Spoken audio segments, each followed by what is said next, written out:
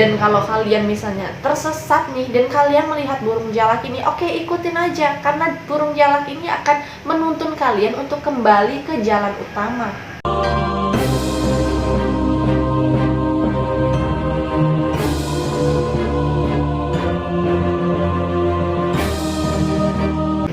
Welcome back to my YouTube channel, dan thank you buat kalian yang sudah klik video ini. Nah, kita semua juga tahu kan kalau di setiap tempat itu pasti ada aja penunggunya. Bukan manusia loh ya, tapi kayak makhluk-makhluk gak kasat mata. Begitu pula dengan tempat yang akan aku bahas kali ini, yaitu sebuah gunung di Indonesia. Ya, yang antara percaya nggak percaya, tapi karena banyaknya kejadian-kejadian di luar nalar, jadi banyak orang yang beranggapan bahwa benar adanya dunia lain. Bahkan sampai-sampai ya, gunung yang satu ini disebut sebagai Gunung 1001 Kisah, karena saking banyaknya tuh kisah-kisah mengerikan, menyeramkan yang terjadi di gunung ini. Nah loh, kira-kira kejadian apa aja ya? Mitos-mitos apa aja kira-kira yang menyelimuti gunung di Indonesia yang satu ini? Let's get started! Oke, jadi gunung yang disebut-sebut sebagai Gunung 1001 Kisah ini memiliki nama asli yaitu Gunung Lawu, yang lokasinya di perbatasan antara Provinsi Jawa Tengah dan juga Jawa Timur. Dan di antara 3 kabupaten, yaitu Kabupaten Karanganyar, Kabupaten Ngawi, dan juga Kabupaten Magetan. Selain itu, gunung ini juga ada kaitannya nih sama salah satu kerajaan terbesar yang pernah ada di Indonesia, yaitu Kerajaan Majapahit. Tempat ini juga diyakini sebagai tempat terakhir dari Raja Brawijaya, yaitu raja terakhir dari Kerajaan Majapahit, untuk beliau ini bertapa di sisa hidupnya. Dan sebelum ke tempat ini ya, beliau ini juga katanya ada sedikit masalah gitulah ya di kerajaannya. Itu juga sempat bertentangan nih sama putranya yang mendirikan Kerajaan Demak. Dan bukti keberadaan dari Raja Brawijaya ini di Gunung Lawu atau di Gunung 1001 Kisah, yaitu kalau kalian ke sana terus kalian nemu kayak sebuah batu nisan. Nah, itulah dipercaya sebagai petilasan yang disebut dengan Sunan Lawu, yang mana tempat ini juga dikeramatkan sampai sekarang. Nah, inilah bukti keberadaan beliau. Oke, itu dia sekilas mengenai sejarahnya zaman dulu ya. Dan sekarang kita mulai masuk nih, ke sebuah kisah, bukan sebuah kisah, ke mitos-mitos yang menyelimuti dari Gunung 1001 Kisah ini. Untuk mitos yang pertama yang beredar yaitu konon katanya gunung ini bernyawa. Nah loh, ini gunung bisa nafas atau gimana? Jadi kalian di sana dilarang keras untuk mengeluarkan kata-kata kasar. Pokoknya harus sopan selayaknya bertamu ke rumah orang, oke? Jangan kayak di rumah sendiri kalian ya duduk naikin kaki. Dan kalau sampai ada yang melanggar kayak mana, atau nggak sengaja atau keceplosan gitu kayak ngeremehin gunung ini, oke, siap-siap aja suara kalian ini akan didengar oleh gunung dan kalian pasti akan celaka. Makanya banyak juga pendaki yang hilang di tempat ini dan nggak ditemuin sampai sekarang.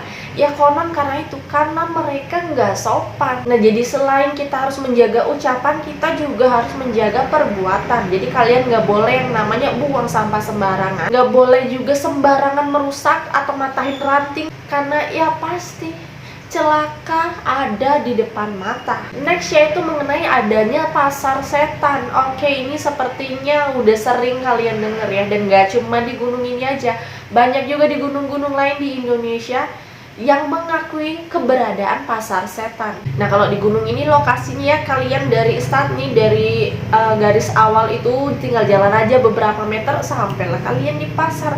Mungkin bagi kalian yang memiliki mata batin, kalian pasti akan bisa melihat keramaian di tempat ini selayaknya pasar. Dan kalian dilarang keras untuk menerima barang apapun yang ditawarkan. Ya biasanya namanya di pasar pasti para penjual itu bang tempe, tahu ikan gitu ya. Oke, jadi kalian dilarang keras ya untuk menerima barang apapun yang ditawarkan, karena jelas yang jualan itu bukan manusia. Dan kalau kalian ngerasa udah nggak nerima nih, udah nolak nih, terus tiba-tiba kalian ngerasa kayak dipanggil gitu, kalian ini harus melemparkan uang atau koin juga boleh, 1000-an gak apa-apa, pokoknya dilempar. Terus kalian ngambil satu benda kayak batu gitu, pokoknya seperti bertransaksi di pasar gitu, seperti jual beli di pasar. Dan kalau misalnya kalian nggak dipanggil juga, kalau kalian mau berjaga-jaga silakan gitu ya, cari aman deh, lempar aja duit gitu, terus ambil aja batu, gak apa-apa juga ya. Dan selain pasar ini ternyata juga ada warung. Oke, tadi pasar, sekarang warung. Yang mana warung ini disebut-sebut sebagai warung tertinggi di Pulau Jawa. Oke.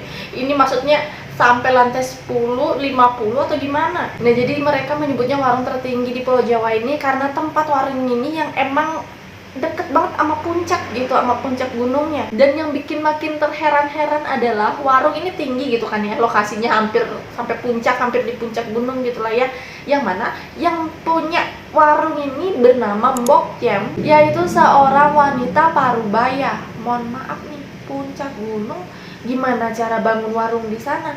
Gimana cara bawa barang dagangan yang segitu banyaknya? Jangankan parubaya, kita yang masih sehat-sehat aja bawa diri doang nih buat sampai puncak udah capeknya minta ampun, habis itu harus bed rest sebulan. Nah, ini seorang wanita parubaya bangun warung.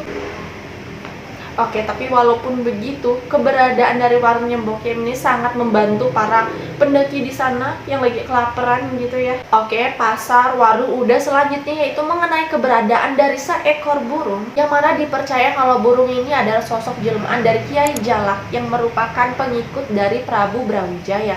Makanya disebut sebagai burung jalak. Dan burung ini juga nggak bisa ditemui sembarangan, oke, karena dia hanya akan menampakkan dirinya kepada para pendaki yang bertujuan dan berakhlak baik. Nah, jadi bagi kalian yang udah pernah mendaki ke sini, ke Gunung Lawu ini, atau yang berencana gitu kan melakukan pendakian, terus kalau kalian ngelihat burung jalak ini, oke, berarti kedatangan kalian disambut baik. Dan kalau kalian misalnya tersesat nih dan kalian melihat burung jalak ini, oke, ikutin aja, karena burung jalak ini akan menuntun kalian untuk kembali ke jalan utama. Dan untuk yang terakhir, oke, jadi sebenarnya ini mitos-mitosnya, cerita-ceritanya itu masih banyak banget ya, tapi aku rangkum, aku ambil beberapa aja, yaitu adanya mitos mengenai pantangan menggunakan pakaian atau aksesoris berwarna hijau. Karena katanya kalau ada pendakinya pakai baju hijau, oke, maka Ratu Pantai Selatan akan menculiknya. Nah, sebenarnya mana yang satu ini masih menjadi perdebatan juga. Ada yang bilang karena lokasi dari Gunung Lawu sama Pantai Selatan ini jauh gitu ya, jadi kayaknya nggak mungkin deh. Ya walaupun masih antar percaya nggak percaya ya, tapi banyak juga kok yang masih nurut gitu ya sama aturan yang satu ini.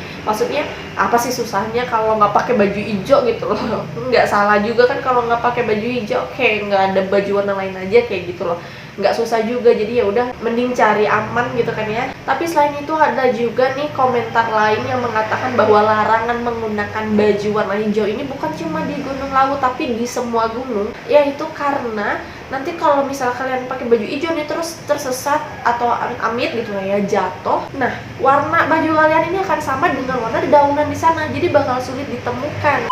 So guys, itu dia sekilas mengenai mitos-mitos yang menyelimuti Gunung 1001 Kisah atau Gunung Lawu di Indonesia ini. Gimana nih menurut kalian? Apa kalian udah ada yang pernah mendaki ke gunung ini? Apakah kalian menemukan suatu kejanggalan-kejanggalan selama perjalanan sana? Kalian bisa buat komen di bawah. Sorry juga kalau misalnya aku ada kekeliruan. Dan sekian dulu video kali ini. Jangan lupa untuk subscribe, like, share, komen, dan juga aktifkan lonceng kalian agar kalian tidak ketinggalan video-video terbaru dari aku. And see you on the next video. Bye!